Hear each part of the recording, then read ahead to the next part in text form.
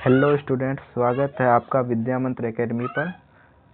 तो हमने पिछले क्लास में प्रकाश का अपवर्तन चैप्टर को स्टार्ट किया था और हमने पढ़ा प्रकाश के अपवर्तन चैप्टर में हमने जाना कि प्रकाश का अपवर्तन किसे कहते हैं, प्रकाश का अपवर्तन कैसे होता है, प्रकाश का अपवर्तन विभिन्न माध्यम में कैसे होता है, ये सब चीज़ों को जाना। उसके बाद हमने जाना कि अपवर्तनांक किसे कहते हैं, उसके बाद हमने जाना अपवर्तनांक के बारे में जाना, अपवर्तनांक किसको कहते हैं और सबसे ज़्यादा अपवर्तनांक किस में होता है, किस माध्यम में सबसे ज़्यादा अपवर्तनांक होता है और किस माध्यम में अपवर्तनांक कम होता है। अपवर्तनांक क्या हुआ? एक अंक हुआ जो अपवर्तनांक के बारे में हमने बताया था कि किसी एक माध्यम का अपवर्तनांक दूसरे माध्यम मतलब किसी एक पारदर्शी माध्यम दूसरे पारदर्शी माध्यम में प्रवेश करती है तो किसी के सापेक्ष जो परिवर्तन होता है उसी को अपवर्तनांक कहते हैं।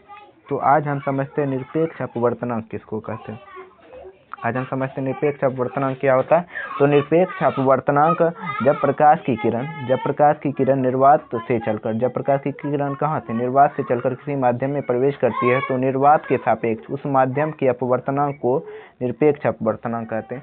नाम से स्पष्ट होता है निरपेक्ष अपवर्तनांक किसको कहते हैं। तो देखिए, नाम से जैसे स्पष्ट होता है निरपेक्ष, निर मतलब निर्वात और पेक्ष मतलब निर्वात की अपेक्षा, निर्वात के सापेक्ष, या बोलिए निर्वात के सापेक्ष जो अपवर्तनांक होता है उसको ही निरपेक्ष अपवर्तनांक कहा जाता है। जब प्रकाश की किरण कहाँ से? निर्वात से। जब प्रकाश की किरण निर्वात से चलकर किसी माध्यम में प्रवेश करती है, तो निर्वात के सापेक्ष उस माध्यम के अपवर्तनांक को ही क्या कहा जाता है? निरपेक्ष अपवर्तनांक कहा जाता है। निरपेक्ष अपवर्तनांक वह अपवर्तनांक हुआ जो निर्वात के सापेक्ष किसी माध्यम का अपवर्तनांक होता है।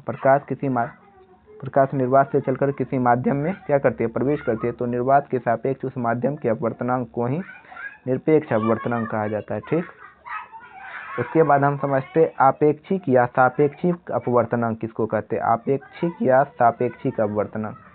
आपेक्षिक मतलब किसी की अपेक्षा किसी के सापेक्ष। तो जब प्रकाश की किरण एक पारदर्शी माध्यम से दूसरे पारदर्शी माध्यम में प्रवेश करती है तो पहले माध्यम की तुलना में दूसरे माध्यम को आपेक्षिक या सापेक्षिक अपवर्तनांक कहा जाता है। पहले माध्यम की तुलना में दूसरे माध्यम को आपेक्षिक या सापेक्षिक अपवर्तनांक कहा जाता है। जब प्रकाश की किरण जैसे कांच हो गया हमारा पारदर्शी माध्यम, और हवा भी हो गया हमारा पारदर्शी माध्यम, ये सब पारदर्शी माध्यम। जब प्रकाश की किरण एक पारदर्शी माध्यम से जब प्रकाश की किरण एक पारदर्शी माध्यम से दूसरे पारदर्शी माध्यम में प्रवेश करती है तो पहले माध्यम की तुलना में दूसरे माध्यम को आपेक्षिक या सापेक्षिक अपवर्तनांक कहा जाता है। पहले माध्यम की तुलना में दूसरे माध्यम को आपेक्षिक या सापेक्षिक अपवर्तनांक कहा जाता है। इसे N2 या N12 से सूचित किया जाता है। इसे किससे सूचित किया जाता है? इसे N21 या N12 से सूचित किया जाता है। अब N21 और अब देखिए, अब समझते हैं कि N21 या N12 क्या हुआ। N2 हमारा क्या बताता है? दूसरे माध्यम का अपवर्तनांक की अपेक्षा में पहले माध्यम का अपवर्तनांक। नहीं समझे? फिर से समझाते हैं। देखिए, अर्थात N2 हमारा क्या बताता है? किसी माध्यम में दूसरे माध्यम का अपवर्तनांक बटे पहले माध्यम का अपवर्तनांक, या C2 बटे C1, या N1 बाय N2, N12 को लिखेंगे N1 बटे N2। क्या लिखेंगे? N1 बटे N2, पहले माध्यम का अपवर्तनांक बटे दूसरे माध्यम का अपवर्तनांक। आपेक्षिक या सापेक्षिक अपवर्तनांक किसे कहते हैं एक बार और समझते हैं। जब प्रकाश की किरण एक पारदर्शी माध्यम से दूसरे पारदर्शी माध्यम में प्रवेश करती है तो पहले माध्यम की तुलना में दूसरे माध्यम के अपवर्तनांक को सापेक्षिक या आपेक्षिक अपवर्तनांक कहा जाता है। इसे N21 या N12 से सूचित किया जाता है। अर्थात N21 बराबर N2 बटे N1। तो अर्थात दूसरे माध्यम का अपवर्तनांक बटे पहले माध्यम का अपवर्तनांक या बराबर C2 बटे C1।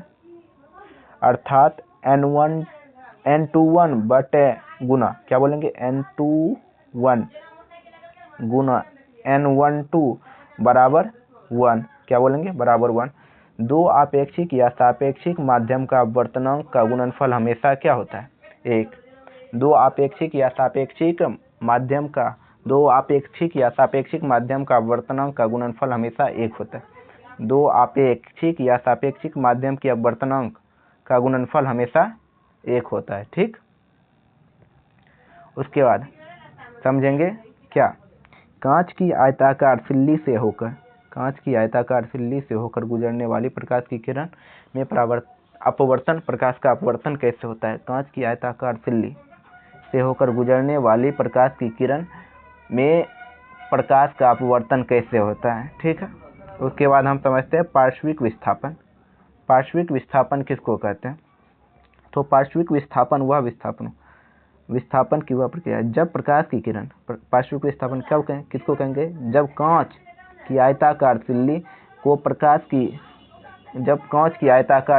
प्रकाश की किरण पड़ती है, जब कांच की आयताकार सिल्ली पर प्रकाश की किरण पड़ती है, जब कांच की आयताकार सिल्ली पर प्रकाश की किरण पड़ती है तो उन पर पड़ने वाली आपतित किरण और निर्गत किरण के बीच की लांबिक दूरी को उन पर आपतित किरण और निर्गत किरण के बीच की लांबिक दूरी को ही पार्श्विक विस्थापन कहा जाता है। पार्श्विक विस्थापन किसको कहते हैं, जब कांच की आयताकार सिल्ली पर प्रकाश की किरण पड़ती है, जब कांच की आयताकार सिल्ली पर प्रकाश की किरण पड़ती है तो उन पर पड़ने वाली आपतित किरण और निर्गत किरण के बीच की लांबिक दूरी को ही पार्श्विक विस्थापन कहा जाता है।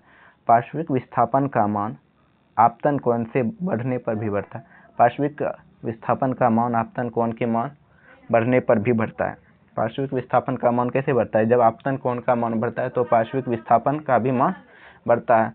अपवर्तित कोण का मान बढ़ने पर पार्श्विक विस्थापन का मान नहीं बढ़ता, याद रखिएगा। पार्श्विक विस्थापन किसको कहते हैं, एक बार और बताते हैं। जब कांच की आयताकार सिल्ली पर प्रकाश की किरण पड़ती है तो उन पर पड़ने वाली आपतित किरण और निर्गत किरण के बीच की लांबिक दूरी को पार्श्विक विस्थापन कहते हैं। आपतित किरण और निर्गत किरण के बीच की लांबिक दूरी को पार्श्विक विस्थापन कहते हैं। कब, जब कांच की आयताकार सिल्ली प्रकाश की किरण पहुंचती है तब। तो पार्श्विक विस्थापन का मान आपतन कोण के मान पर बढ़ने पर बढ़ता है। पार्श्विक विस्थापन का मान आपतन कोण के मान बढ़ने पर बढ़ता है। उसके बाद समझते हैं प्रिज्म। प्रिज्म क्या होता है, आपने देखा होगा अक्सर प्रिज्म का नाम सुनते हो। प्रिज्म होता क्या, प्रिज्म कांच का बना हुआ एक ऐसा पारदर्शी माध्यम जो 5 सतहों से घिरा होता है, जिसमें 5 सतह होते हैं, उसे क्या कहें, कांच से बना हुआ एक ऐसा पारदर्शी माध्यम होता है। प्रिज्म एक ऐसा पारदर्शी माध्यम होता है जो 5 सतहों से घिरा होता है, प्रिज्म कहलाता है। प्रिज्म का परिभाषा क्या हुआ, प्रिज्म का परिभाषा हुआ कि कांच का बना हुआ ऐसा पारदर्शी माध्यम जो 5 सतहों से घिरा होता है, प्रिज्म कहलाता है। कांच का ऐसा पारदर्शी माध्यम जो 5 सतहों से घिरा होता है, यह प्रिज्म कहलाता है। यह कांच का दूसरा परिभाषा, कांच का बना हुआ ऐसा पारदर्शी माध्यम जो 3 फलकों से घिरा होता है, जिसमें 3 फलक होते हैं और ये तीनों फलक एक दूसरे से जुड़े होते हैं, प्रिज्म कहलाता है। प्रिज्म के बारे में हमने जाना कि कांच का बना हुआ एक ऐसा पारदर्शी माध्यम जो 5 सतहों से घिरा होता है, प्रिज्म कहलाता है। या कांच का बना हुआ ऐसा पारदर्शी माध्यम जो 3 सतहों से घिरा होता है, उसको क्या कहते हैं, प्रिज्म, ठीक। अब प्रिज्म के कुछ बिंदु के बारे में हम चर्चा करेंगे, तो इससे चर्चा अब कल के क्लास में करेंगे। तो आज का क्लास इतना। जो भी स्टूडेंट इस चैनल पर नया है या जो भी